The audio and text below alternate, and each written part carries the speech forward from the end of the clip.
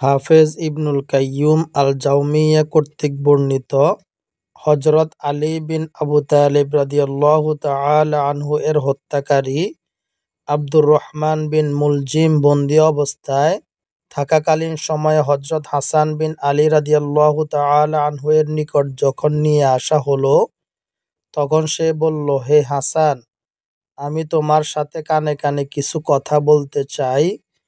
তিনি অস্বীকার করলেন এবং সাথীদেরকে বললেন, তোমরা জানো সে কি চেয়েছে? তারা উত্তর দিলেন, না।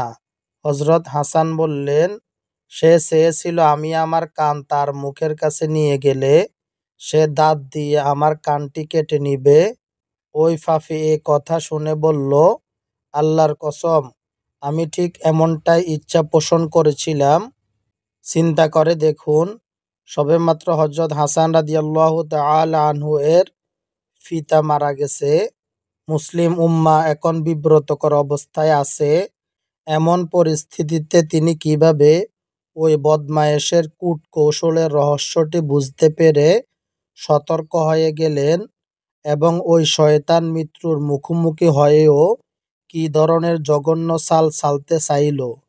এই গল্প থেকে শিক্ষা: শত্রু সুযোগ পেলেই ক্ষতি করার চেষ্টা করবে, অতএব সর্বদা সাবধান থাকতে হবে।